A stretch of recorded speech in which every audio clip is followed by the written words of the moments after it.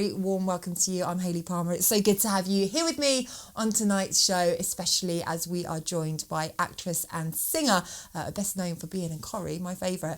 Yes, it's Victoria Ekanoye, and here is what happened when I caught up with her. Victoria, it's great to have you here on the show. How are you? I'm good. Thank you so much for having me. Oh, no, it's a real honour. I mean, everyone knows that I am the biggest Corrie fan. So to have you here is a dream come true. So thank you so much. What has been going on your end, Victoria? Oh, it's been a whirlwind. It's been a whirlwind. I mean, work-wise, it's been, obviously, I've had a baby, so I've had to kind of have a little bit of a break with that, but I managed to get out to Guadeloupe to film an episode of Death in Paradise earlier last year, and that aired in January this year, and it's been so much fun seeing everybody's responses because it's a type of role and a character that I've never done before. As you can imagine, my mum was screaming with excitement. Oh, bless your mum. At every given point. And so, yeah, it was really nice to get sink my teeth back into something. And I did that when my baby was 6 months old as well. So I was still breastfeeding at the time. And so I took him with me, and my mum came as a chaperone. So it was really fun. Oh, really? You all went out there? My goodness. Yeah. Wow.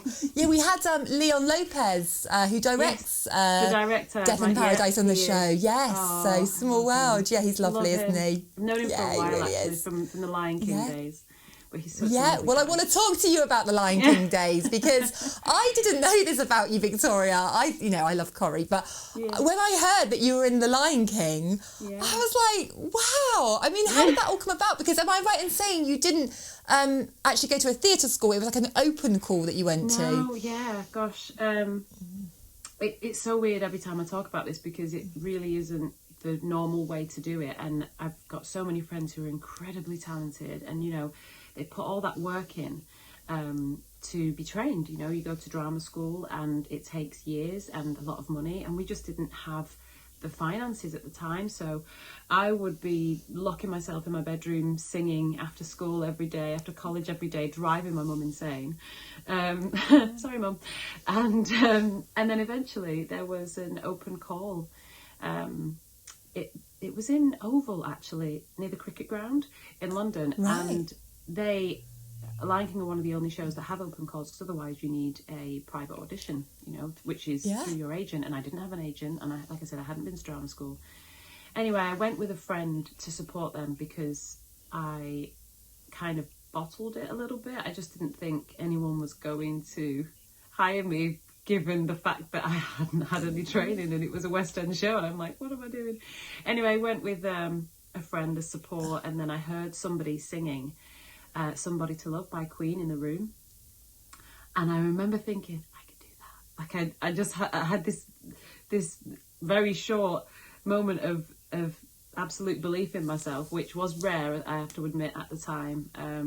I did have a lot of imposter syndrome, and it still lingers, but I wasn't really sure how they were going to take it. Anyway, I went in the room, I sang the song, and I felt like I'd done really well as far as the song goes, as in nothing went wrong. And the casting director, Pippa Alien, who's incredible, she's just like an aunt to everybody in the West End. And she was, I said, I just feel really out of my depth. She goes, well, just do you. That's why we love you, because you're coming here. There's no airs and graces. It just is what it is. And we love that about you. So don't change anything. And I didn't hear anything for a while, but I didn't realise it was because they then also had to do the private auditions and see who was staying in the cast and who was leaving in the cast. And I had no idea about all of this. So I was pretty sure I hadn't got the job.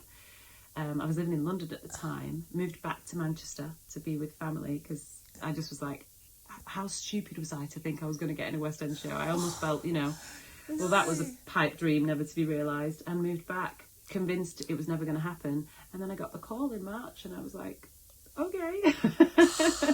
Wow. Do you know what? That's so inspirational, that story, Victoria. I haven't heard that story, actually. Out of everyone I've interviewed, most people have been to a theatre school and then had an agent and got the job. So to hear that, and I think for people watching that are trying to break into the industry as well, I think that's absolutely fantastic. That really is. Well done. It's just that incredible story. I mean, yeah, it is. I didn't... It's funny. There was a part of me that always believed I would do well in the industry. I just didn't know in what way. I was like, you know what, maybe it's not in front of the camera, maybe I'm not meant for that, or maybe it's not on the stage, maybe I can help people, maybe I can get into the costume side of things, or the wig side of things, or makeup, or whatever, which are incredible jobs, and I've got friends who are in those roles. I just kind of had this, there was a small part of me, the majority of it, like I said, was self-doubt, but there was just a small part of me that was like, yeah, but what if? But what if? Yes, I love that. Yes. So I went for it. Incredible. Well, we're going to play out a Circle of Life, and I'll be catching up with Victoria on the other side of this.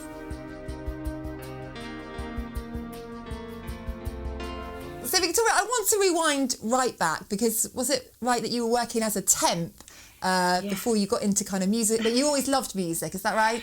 Oh yeah. My mum says I was singing from about 3 or 4. Actually, it makes me laugh whenever she tells this story, and she likes to tell it a lot. She said that whenever I was naughty, which I can't believe was often, but apparently it was.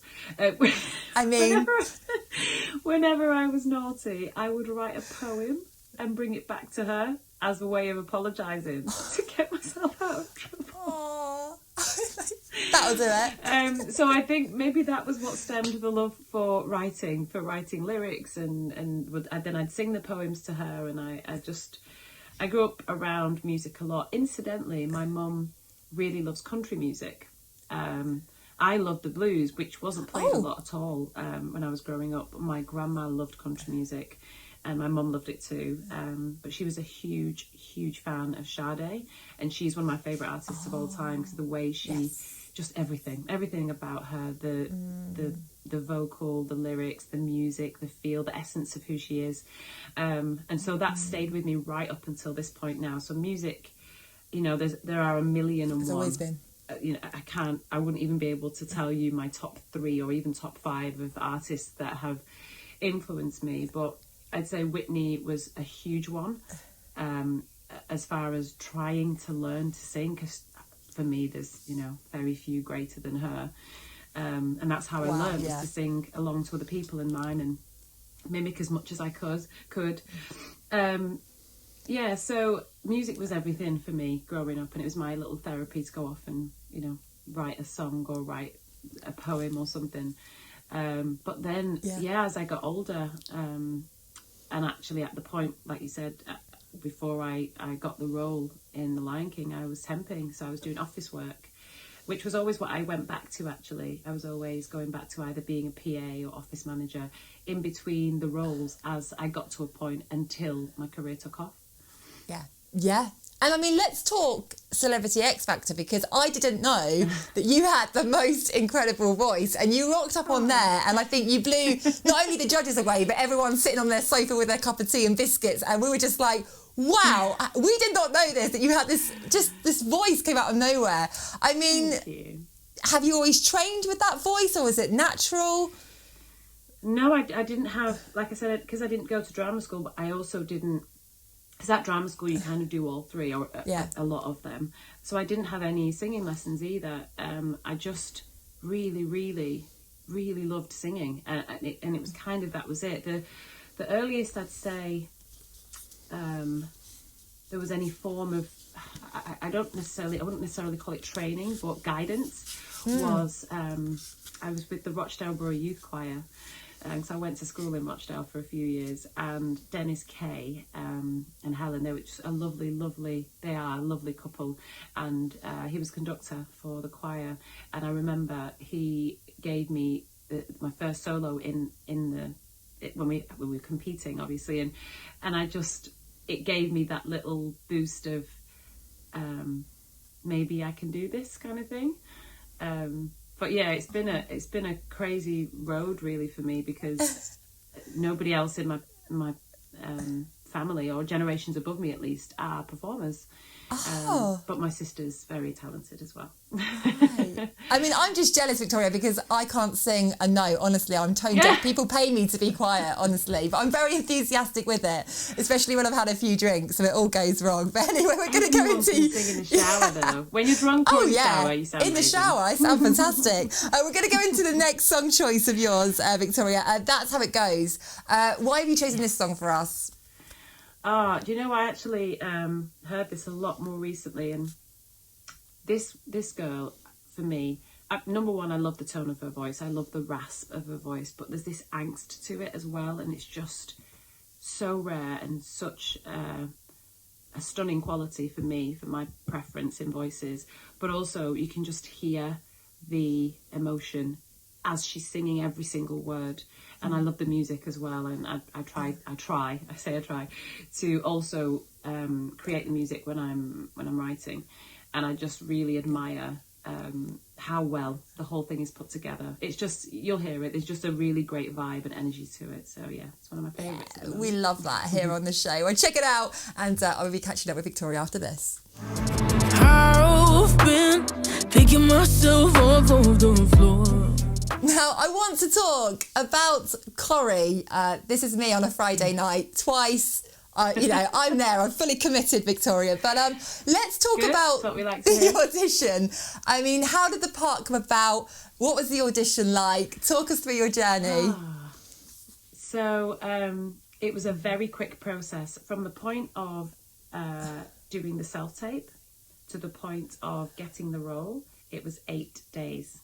It was really quick, and I know, and I was, my mind was blown. So I did a self-tape with my agent, and then I was asked to come and do a screen test. I think I want to say it was about 3 days later. I went in to do the screen test, and then on the 8th day is when my agent called to tell me I'd gotten the job. It is the fastest I've ever gotten a role in all my life. I actually thought he was joking, and he's a bit of a bugger for this, and he'll know what I mean when I start to tell the story. But obviously my character was called Angie, and he called me, and he's like, "Hi, can I speak to Angie, please?" And I was like, "Adam, it's Vic." He's like, "Oh, Vic," because I genuinely didn't get it. It didn't connect at all. And I was, in my mind, I was thinking, oh, he's called the wrong person to give them the job. He's called me thinking he's calling the person he's supposed to call. Oh, genuinely, this is what I thought. And he's like, "Babe, I'm struggling." Because obviously he thought I would get it straight away, but it just didn't even cross my mind that literally, like I said, 8 days later, that would be the case. So I was, blown away. My mum, I come back to it every time, but she's genuinely my biggest fan, and she has been the biggest support forever in life in general. And so I my first thought was, how am I going to tell her? What do I say? How do I say it? And my partner was there, Jonathan. I FaceTimed my mum to tell her, and he videoed the call. What did your mum say? I love watching it back. She screamed, and then she cried, and then she screamed again. And probably scared the neighbours half to death. But yeah, she just was so excited. She's been watching it since she was 18. Big fan. She's going to be 60 on the 31st of March. That's a very, very long time. Yeah. She's a huge fan, and it's just an institution, isn't it? It's like, it's our beloved Corrie, and just such an incredible show. And my self-tape, incidentally, when I did the screen test, it was with Patty, who plays Mary. God. So I actually went in, and I was like, oh my God. It just felt very, because I love her. She's incredible as an actress, as a person. Oh, yeah. She's so she seems loving it. and warm and funny. She's really clever. It's funny because she's just brilliant in every way, and so is Mary, but in opposite ways.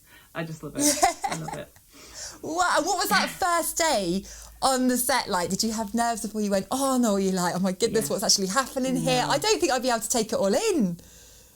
No, it was, I think I feel like I kind of was in a daze up until about 20-30 minutes before I actually had to go on set, because then I was like, I need to get myself together because I'm about to mindset. Come do on, my job essentially. But I just remember meeting certain people and being like, oh my God. Just because, especially actually because I'd sit and watch it with my mum, and her favourite character, well, she had 2 favourite characters, which, but by the way, when I left, I was like, is there 3 favourite characters now? Am I part of that? No. Yeah, I mean, come on. Yeah, I know. So Mary and Audrey, and I met both of them, obviously. I met Patty, but she said to me, my mum, when she went, she's like, do you think you could just tell her I think she's amazing? I love your mum. I remember feeling the nerves when I met them. I remember feeling the nerves as though it was my mum actually saying it, and it just was the weirdest thing. But they're just brilliant at what they do, and actually the way that they film it gave me training in itself, because you just have to hit the ground running. They're such incredible actors, and such just the craft that you have to learn in order to work in a show like that is unreal, and everybody was incredible. Wow, what an experience. Big Corrie fans here on the show, so we were hearing all of that. Absolutely. And we're going to go into your next song choice, Jumanji, Be Young. Why this one? I love it. This was playing a lot at the different Corrie parties, and that was when I kind of began to meet people on a personal level rather than a professional level. So it was kind of my initiation song into meeting everybody. And I remember just feeling very overwhelmed at the whole situation, but also very comfortable. And this was a song that I played a lot and played on the way to work. Woo! We love it here. Yeah, enjoy this. Can't wait to see you after. Ring ring pon the answering. 15 code shanty. Now we've got a question from one of our viewers, Jane, who says, what has been your proud moment of your career so far? And I also know, Victoria, you've been through a lot of health issues. So, I mean, you've been through a lot. So tell us more about that. Well, it's a mixture, but it actually kind of comes at the same point. So I've had some incredible moments throughout my career. I think starting Lion King was, for me, a huge part, because it's where everything began, essentially. And as I said, I was not expecting to get that call. And then as well, transitioning into TV. So I did The Royals for 4 seasons, so over about 4 years' time, and that aired in the States. And I mean, that was my first TV job, and I could not believe that I'd gotten the job in the first place, especially without the training, like I said. And I was hoping that, because it's not always easy to transition, and I didn't know whether I would be able to transition that as smoothly as it happened, and especially, with all the incredible other people that I know in the industry that are doing what they're doing and have been doing for so long. So that was a big moment for me. But actually, I'd say doing Death in Paradise was the biggest, and that's because I had already found the first lump in my breast when I got the role. God. And then when I was out in Guadeloupe, I found the second lump on set. And I didn't tell anybody, and I hadn't even told my mum at this point. In fact, I hadn't told my partner at this point. So I just remember having this really sobering moment of, you are at work, your mum and your son are in your trailer, this might be nothing, but if it is something, just like everything else in your life, you face it head on. There is no 2 ways about it, really. You have no choice. You have your son to live for, your family, your friends to love. And I just had this moment where I had, obviously, maybe 10-15 minutes. They were doing a turnaround on the scene, and I had maybe 10-15 minutes, and I just went into a room on my own and just had a moment of going, okay, once this is done, then pick it back up. But at the moment, put it down and do your job. And then obviously finished it. The show came out. It's been everybody, I guess, that I know that have watched have said it's been their favourite to date. And so I'm hoping that it was partly because I channeled that and partly because I worked really hard on the role. But to have that being a success, considering what was going on at the moment that it happened, is a really big achievement for me. And I'm really proud, not necessarily of what I did on screen, but of my mindset and my determination at the time to not allow it to knock me off course. Honestly, I mean, just hearing that story, I mean, just the strength to go and do that under those circumstances, Victoria, I think is just incredible. And I guess, like you say, when you're put in that position, you have no choice, and it is a mindset, isn't it? So I really do take my hat off to you. It's been one hell of a roller coaster. I mean, it took a while for me to be diagnosed. It took, actually, I had to get a third opinion, which even to this day blows my mind, in order for me to be diagnosed. Yeah. I was diagnosed on the 13th of October, had the surgery on the 17th of December, and I'm now 10 weeks post-op, roughly, of a double mastectomy. So I just feel really lucky, and I keep saying it, and it sounds like an odd way to describe my situation, but it could have been so much worse, and my family and friends are incredible. My mum, my sister, my partner, my best friends. I was going to say, you've got such a lovely support system around you, haven't you? Unreal. And I couldn't have done this almost things, if I'm honest, without them. And I think that's half the battle. Your mindset, the people you have, and then that's people around you. Things, and then you let the doctors do the rest. Yeah. Well, you are a real inspiration, and thank you for sharing that with us, Victoria, here on the show. We're going to go into Whitney. Of course we are. We love Whitney here on the show. I'm Your Baby Tonight. Why have you chosen this one for us? This was the first album that I fell in love with her on. She's incredible. She is, for me, the ultimate vocally, but also her essence, like everything about her. She commands your attention. Every sense is just in tune with her, and she's just incredible. And this particular song is one of the times that I performed and actually felt, maybe there's a little something here that I hadn't felt before. So yeah, big fan. Love a bit of Whitney here. Enjoy this, and we'll see you after.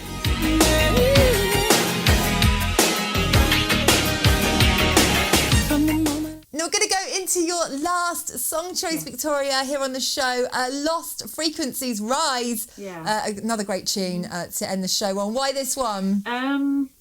It's actually the first song I played after being diagnosed, which sounds really, really cheesy and cliche, but I